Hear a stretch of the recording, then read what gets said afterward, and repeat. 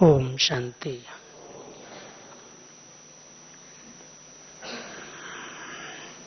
ये जनवरी मास विशेष ब्राह्मण आत्माओं के लिए विशेष मास है। इसको हम सभी हर वर्ष अव्यक्त मास के रूप में मनाते हैं। जितने भी बाबा के बच्चे ब्रह्मा कुमार और ब्रह्मा कुमारी कहलाते हैं, सभी ब्राह्मण आत्माओं के लिए ब्रह्मा बाप का अव्यक्त होना ये विशेष प्रेरणादायी वरदानी मास के रूप में हम सभी बहुत भावना और श्रद्धा के साथ पूरा ही मास तपस्या करते हैं। पूरा ही मास हम सबको विशेष बाप दादा का इशारा रहता है। बच्चे इस मास में जिस भावना से आप पुरुषार्थ करेंगे, विशेष आपको वरदानों की अनुभूति होगी, क्योंकि भाग्य विधाता ब्रह्मा बाबा विशेष शिव भोलानाथ भंडारी के साथ अपने बच्चों पर वरदानों की वर्षा करते हैं। इस पुरुषोत्तम युग में हम सभी अपनी स्थिति को पुरुषोत्तम बनाएं। वो पुरुषोत्तम स्थिति क्या है जिसको बाबा ने एक सरल शब्दों में साकार बाबा के महावाक्यों को रिवाइज करते हुए कहा कि बच्चे जितना समय हो सके देही अभिमानी स्थिति में रहो। ये एक नेचुरल बन जाए। जैसे आधा कल्प तक देह अभिमान के लिए कोई पुरुषार्थ नहीं किया, नेचुरल ही देह अभिमान में आए हो, ऐसे ही वर्तमान समय बाप समान बनने वाली आत्माएं नेचुरल देही अभिमानी स्थिति में रहें तो लक्ष्य और लक्षण समान हो जाएगा। तो पुरुषोत्तम माना ही पुरुष और स्त्री नहीं, लेकिन मैं आत्मा हूं, पुरुष आत्मा हूं और सर्वश्रेष्ठ आत्मा हूं। संगम युगी ब्राह्मण आत्माएं सारे कल्प में महान आत्माएं हैं, उत्तम से उत्तम आत्माएं हैं जिनको भगवान की पालना मिल रही है। और ये उत्तम आत्माएं पुरुषोत्तम स्थिति में तभी रह सकती हैं जब मर्यादाओं का संपूर्ण रीति से पालन करें। इसलिए पुरुषोत्तम शब्द के आगे मर्यादा पुरुषोत्तम कहा गया है। तो हम सभी मर्यादाओं को जानते हैं। बाबा ने हम सबको संकल्प, बोल और कर्म, मनसा वाचा कर्मणा, हर बात की मर्यादाएं बताई हैं। और जितना हम मर्यादाओं के अंदर रहते हैं, ईश्वरीय मर्यादाएं इस ब्राह्मण जीवन का श्रृंगार हैं। मर्यादाओं के अंदर रहने वाली आत्माएं अपनी इस देही अभिमानी स्थिति में, पुरुषोत्तम स्थिति में निरंतर रह सकती हैं। इसलिए इस मास में विशेष अटेंशन रख करके नियम और मर्यादाएं अमृत वेले से लेकर रात तक सोने तक हर कदम में इनका हम पालन करते चलें। जिसको बाबा ने कहा, बच्चे शिव बाबा को हाथ नहीं है, लेकिन शिव बाबा का हाथ है श्रीमत। अगर तुम बच्चे श्रीमत के कदम पर कदम रख करके चलते हो, माना बाबा के हाथ में हाथ है। तो श्रीमत ही मर्यादा है, और उस मर्यादा के अंदर जो ब्राह्मण आत्माएं रहती हैं वो पुरुषोत्तम स्थिति का अनुभव करती हैं। ये एक नेचुरल देही अभिमानी स्थिति रहती है। सर्व कर्म इंद्रियों पर आत्मा का शासन हो जाता है। स्वराज्य अधिकारी स्थिति का अनुभव होने लगता है। इसलिए विशेष अव्यक्त वतन का सैर करने के लिए जो आत्माएं जितना अव्यक्त स्थिति में रहती हैं, व्यक्त भाव व्यक्त भान से परे रहती हैं, उतना अव्यक्त वतन की सैर करती हैं। हम सबको बाबा इस मास में अव्यक्त वतन की सैर कराने का निमंत्रण देते हैं। इसलिए पूरा ही मास व्यक्त बातों में व्यक्त भाव में आने की बजाय जो अंतर्मुक्ता की गुफा में रहती हैं, कर्म संन्यास नहीं, कर्म तो करना ही है, लेकिन कर्म करते हुए अव्यक्त स्थिति बनी रहे, व्यक्त भाव व्यक्त बातों से हम परे होकर के रहें। इसके लिए विशेष मन का और मुख का मौन, जितना हो सके कम से कम बोल से काम चलाएं, अधिक ना बोलें। अधिक बोलने में बहुत एनर्जी व्यर्थ जाती है और कुछ न कुछ बोल भी व्यर्थ निकलते हैं। इसलिए बीच बीच में बाबा ने तो अभी हम सबको होमवर्क के अंदर 10 मिनट को थोड़ा सा ढील दिया, भले 5 मिनट करो 6 मिनट करो, लेकिन इसको छोड़ो नहीं, अभ्यास चलता रहे। जब समय मिलता है ये ड्रिल कर लो। सबसे पहला ध्यान तो बाबा ने खिंचवाया है, हर दृश्य को साक्षी दृष्टा बन करके देखना। उसमें कभी भी प्रश्न क्यों, क्या, कैसे के उलझन वाले उत्पन्न न हो। व्यर्थ संकल्पों पर, नेगेटिव संकल्पों पर कहां तक मेरा कंट्रोल है। क्योंकि अगर बीज को हमने पकड़ लिया, संकल्प को श्रेष्ठ बना लिया, तो बोल और कर्म अपने आप सुधर जाएंगे।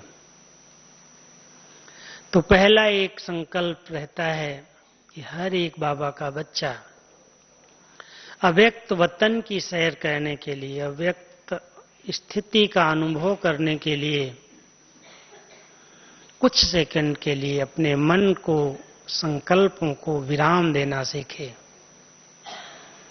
मन के संकल्पों को विराम देना माना ये नहीं उसको शून्य बना देना है, लेकिन जो कार्य, जो काम के संकल्प नहीं है, जो व्यर्थ हैं, साधारण हैं, नेगेटिव हैं, उन संकल्पों में जरा भी बुद्धि अपना समय व्यर्थ न करे। ये है मन का मौन।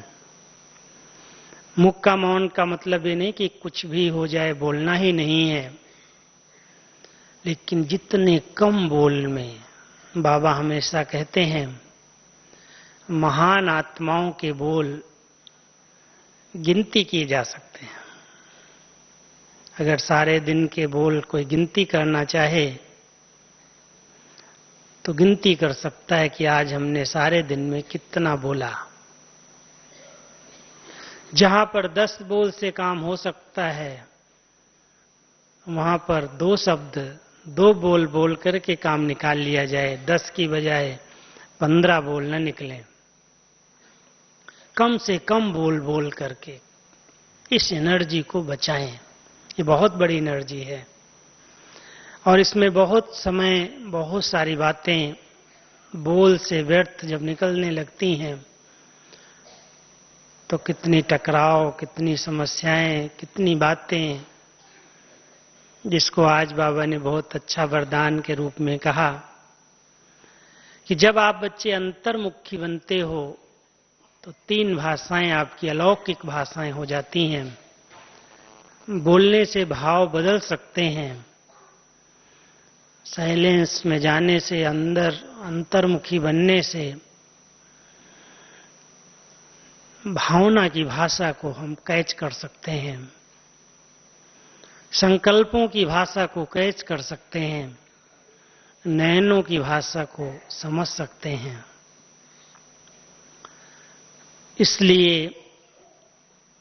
अभी बाबा समय अनुसार हम सबको कहता है, बच्चे ऐसा पुरुषार्थ करो, ऐसा लक्ष्य रखो जो कम से कम बोल से अच्छे से अच्छा कार्य हो, खर्चे कम हो, कार्य अच्छे से अच्छा हो। इसको ही बाबा ने कहा है कम खर्च बाला नसीन।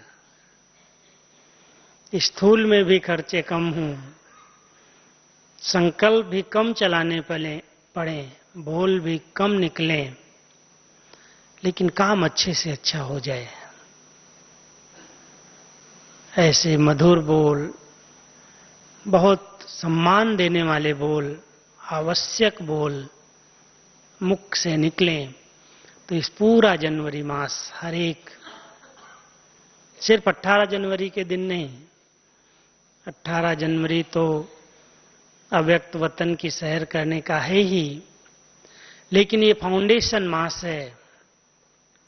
पूरे ही 12 मास के पहले जनवरी आता है और इस जनवरी में हम सभी अगर विशेष लक्ष्य रख करके कोई भी चीज को, कोई भी अनुभूति को हासिल करना चाहते हैं, प्राप्त करना चाहते हैं, तो बहुत सहज, बिना मेहनत के प्राप्त कर सकते हैं, अनुभव कर सकते हैं। इसलिए संकल्प, बोल कहीं पर भी व्यर्थ न जाएं, इस बात को हर एक अंडरलाइन करे। क्यों, क्या, कैसे की उलझन में मन उलझ न जाए।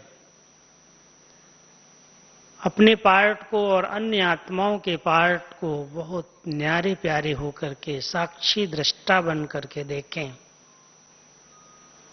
करावनहार की स्मृति में रह करके इन कर्म इंद्रियों से कर्म कराएं। ये देही अभिमानी स्थिति नेचुरल नेचर बन जाए। इस बात को अगर हम सभी लक्ष्य रख करके पुरुषार्थ करेंगे तो बहुत सुंदर अव्यक्त वतन के अनुभव कर सकेंगे। बाबा सैर भी कराएगा, सेवा भी कराएगा। बाबा ने कहा कि अभी तक बच्चों को मनसा सेवा करने का अभ्यास बहुत कम है। इस सेवा को बढ़ाओ। जब किसी से कहते हैं, बात करते हैं, सबसे इजी सेवा कौन सी है, कहते सबसे इजी है मनसा सेवा है। लेकिन मन अगर कंट्रोल में है, मन अगर शक्तिशाली है, मन पर अगर हमारा संपूर्ण नियंत्रण है, जब चाहे हम उसको ब्रेक दे सकें। ऐसे नहीं चल रहा है, चलता जाए, उसको रोक सकें और जिधर चाहे उधर मोड़ सकें। रोकना ही सिर्फ नहीं, अगर गाड़ी को ब्रेक देना ही आता हो, मोड़ना ना आता हो, तो मंजिल मिलती नहीं है। इसलिए केवल फुल स्टॉप न लगाएं, लेकिन अपने संकल्पों की गति को मोड़ दें।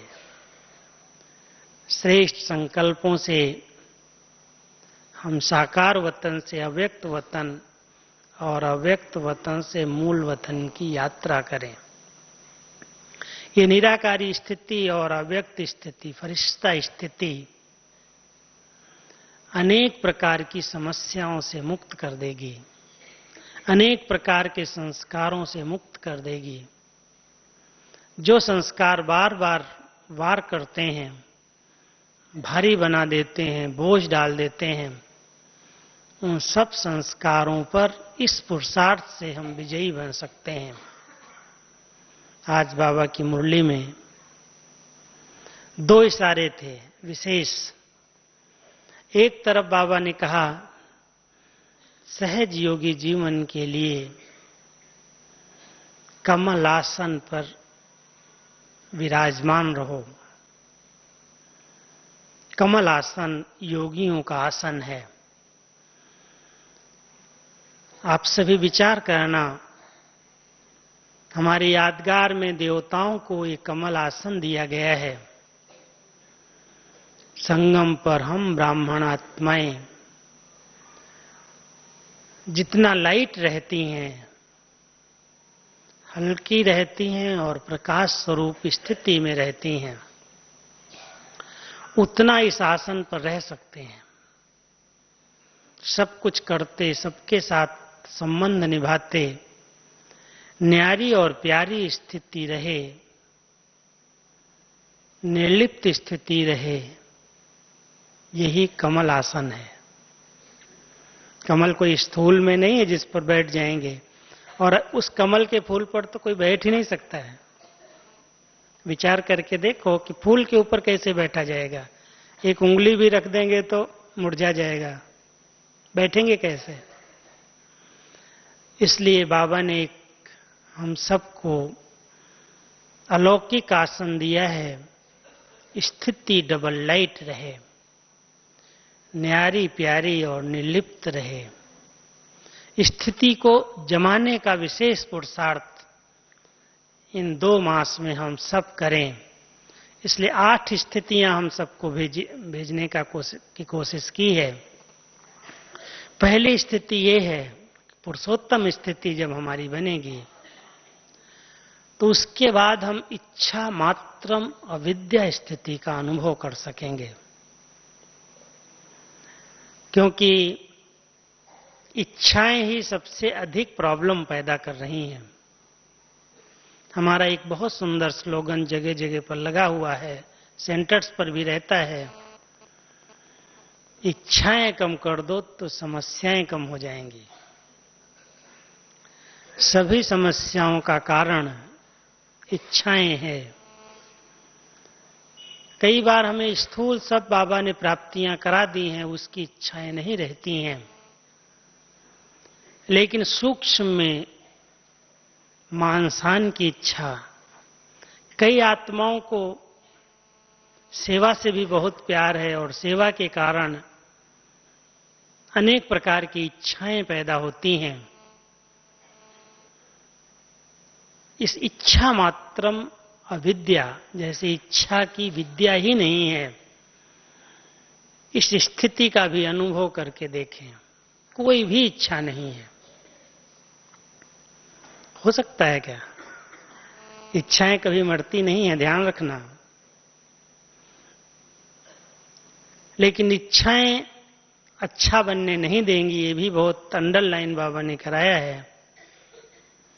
हमें संपन्न बनने की इच्छा जरूर रखनी है, संपूर्ण पावन बनने की इच्छा रखनी है, बाप समान बनने की इच्छा रखनी है। इच्छा एक बहुत बड़ी शक्ति है, इसको विल पावर कहा जाता है। जब इच्छाएं हमारी दृढ़ हो जाती हैं तो कोई भी कार्य असंभव नहीं रहता। जब इच्छाएं प्रबल हो जाती हैं, दृढ़ता का रूप ले लेती हैं, तो प्राप्तियां सहज होने लगती हैं। लेकिन जिन कामनाओं के पीछे, जिन इच्छाओं के पीछे मन भाग रहा है, स्थूल साधन और सुविधाएं, स्थूल में मान शान नाम पोजीशन, मुझे कोई पहचाने, मुझे कोई जाने, मेरी महिमा करे, मैंने इतना किया है, सबको पता चले। कई प्रकार की आंतरिक अंदर की कुछ न कुछ कामनाएं आत्मा के अंदर रहती हैं, वो इच्छाएं समाप्त हो जाएं और आत्मा अपने श्रेष्ठ मंजिल को पाने के लिए तीव्र इच्छा से, तीव्र वेग से पुरुषार्थ करे कि बाबा ने मुझे मंजिल दी है, इसको मुझे पाना ही है। तो जितनी एक तीव्रता का पुरुषार्थ होगा, वो लक्ष्य होगा पक्का, तो लक्षण अपने आप आते जाएंगे। इसलिए दूसरे सप्ताह का पुरुषार्थ है इच्छा मात्रम अविद्या स्थिति। चेक करना, ब्राह्मण आत्माओं को ये चेक करना पड़ेगा कि बाबा के बनने के बाद कौन कौन सी इच्छाएं अभी तक रही हुई हैं जो मुझे परेशान करती हैं। परेशान करने वाली इच्छाएं समाप्त हो जाएं। केवल एक ही इच्छा है, मैं बाबा के समान बन जाऊं, संपन्न बनूं, संपूर्ण बनूं। ऐसी इच्छा को सामने रखते हुए पुरुषार्थ की गति को तीव्र बनाना, ये दूसरे सप्ताह का पुरुषार्थ है। और तीसरे सप्ताह के लिए, क्योंकि वो 18 जनवरी के दिन आ जाएंगे, इसलिए लौलीन स्थिति किसको बाबा कहता है? बाबा के प्यार में, लौ में लीन हो जाना, समा जाना, खो जाना। हम सभी उस लौलीन स्थिति का एक सप्ताह अनुभव करें। उसके बाद हमारी स्थिति बनेगी चौथे सप्ताह में अचल, अडोल, एक रस।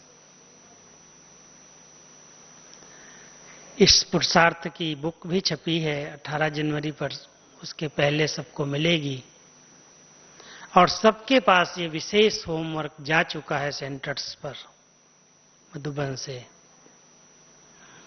अगर हम सभी इस मास में 4 स्थितियां बना लेंगे तो उसके बाद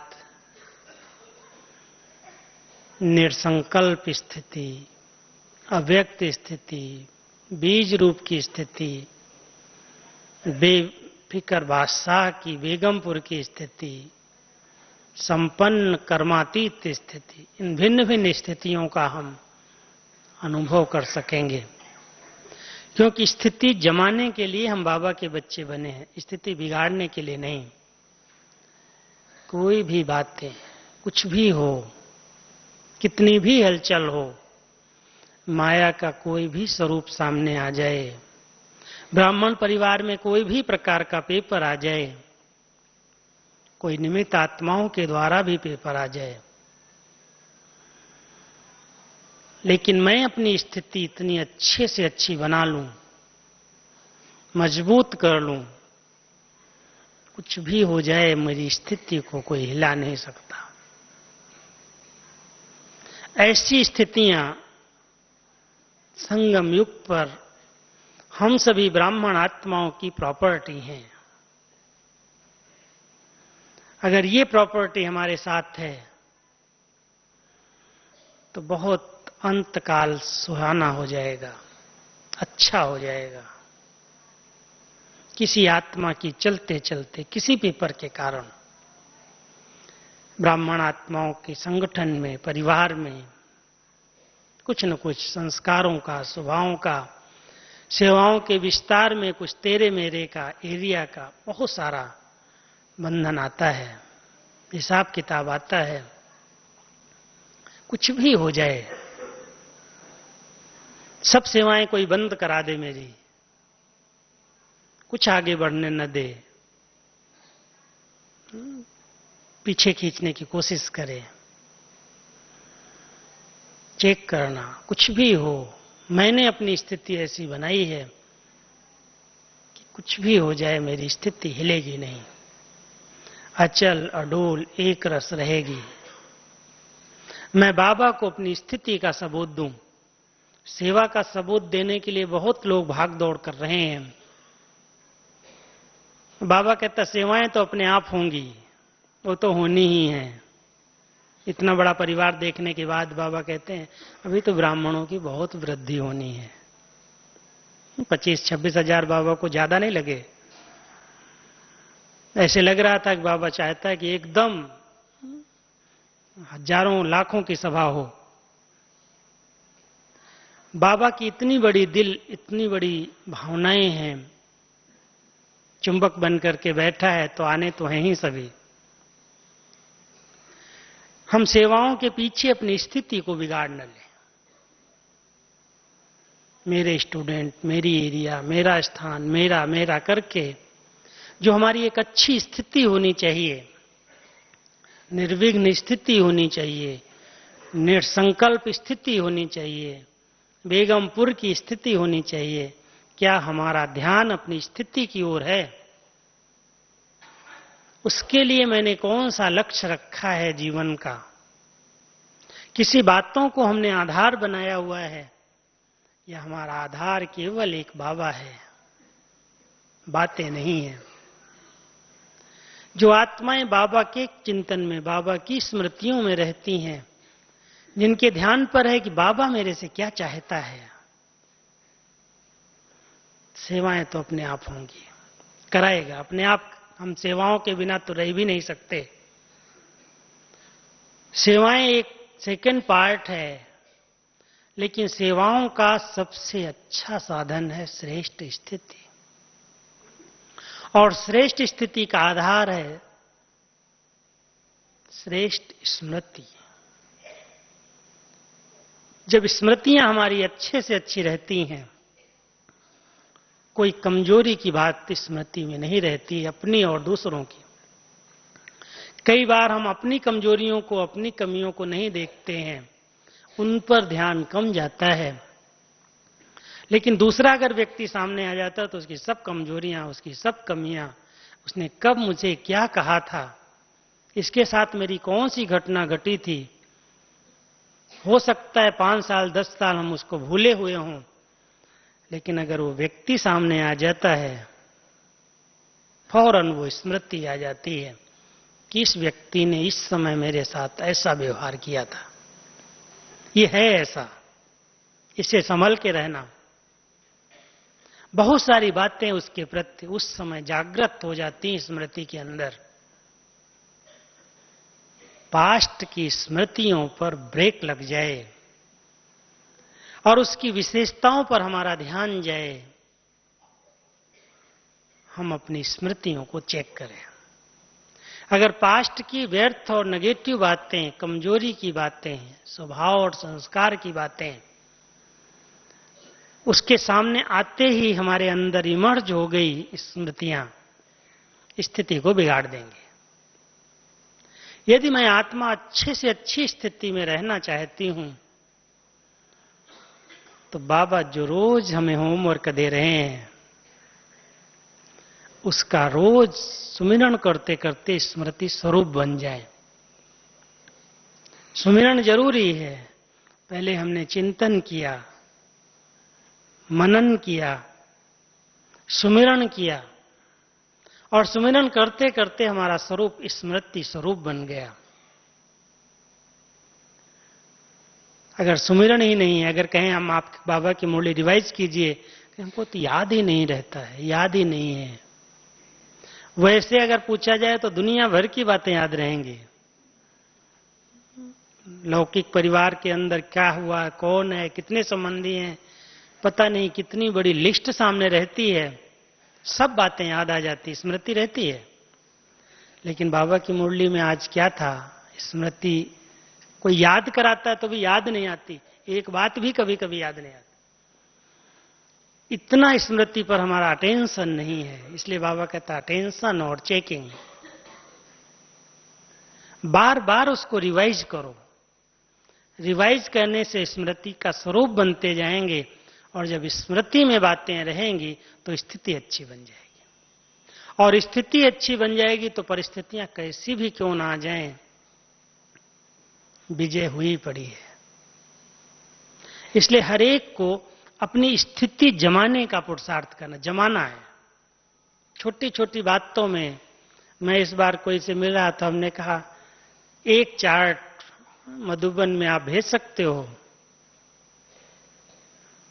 एक चार्ट सिर्फ भेजना कि मेरी मूड सुबह से रात तक इस जनवरी मास में, एक मास के अंदर कभी भी कोई मूड बिगड़ी तो नहीं।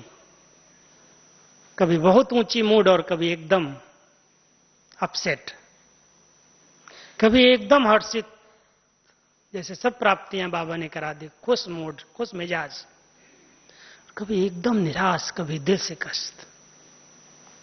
सोचना, बाबा आपको बहुत मदद करेगा।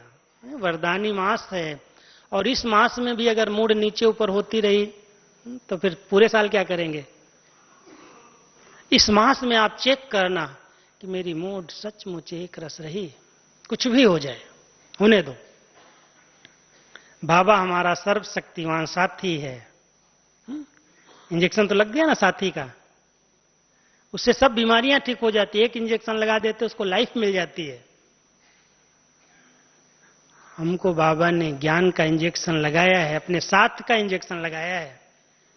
हम बाबा के साथ रह करके चेक करें, देखें। जब भगवान हमारा साथी है, सर्वशक्तिमान हमारे साथ है, तो कुछ भी हो जाए मैं अपनी मूड खराब होने नहीं दूंगा, बिगड़ने नहीं दूंगा। एक रस मूड, हर्षित चित्त, हर्षित मूड, बेफिक्र स्थिति, बेगमपुर की स्थिति, कोई गम नहीं, कोई चिंता नहीं। पेपर कितने भी आए सब पार हो जाएंगे। साथी सर्वशक्तिमान है, हमारे साथ स्वयं भगवान कंबाइंड है, कोई साधारण नहीं है। इस विशेष स्मृति से अगर हम सभी इस मास में लक्ष्य रखें, इस वरदानी मास के अंदर हम अपनी एक रस मूड से, व्यक्त और व्यर्थ बातों से मुक्त रह करके अव्यक्त वतन की सैर करेंगे और इन विशेष स्थितियों का अनुभव करेंगे, मैं समझता हूं हमारा ये मास सफल हो जाएगा। और आने वाला पूरा वर्ष,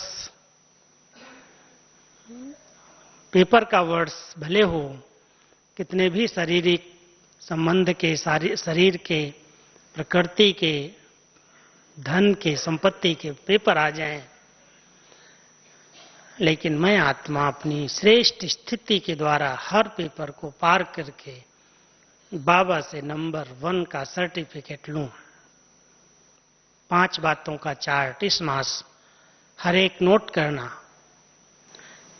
भिन्न भिन्न सरकमस्टांस व अनेक प्रकार की हलचलों की बातों में अचल स्थिति रही। बातें कैसी भी हों, स्थिति अचल। क्या और क्यों के प्रश्नों के बजाय फुल स्टॉप लगाया। कितनी देर में लगा, चेक करना। पहले अचल स्थिति कितना समय रही, कोई भी हलचल वाली बात आई, मूड नहीं बदली, अचल रहे, और फिर फुल स्टॉप लगा। दूसरा प्रश्न है, व्यर्थ, साधारण और नेगेटिव विचारों को श्रेष्ठ सकारात्मक विचारों में परिवर्तन किया। व्यर्थ, साधारण और नेगेटिव विचारों को श्रेष्ठ सकारात्मक विचारों में परिवर्तन किया। तीसरा, युक्तियुक्त मधुर और सम्मानजनक बोल बोले।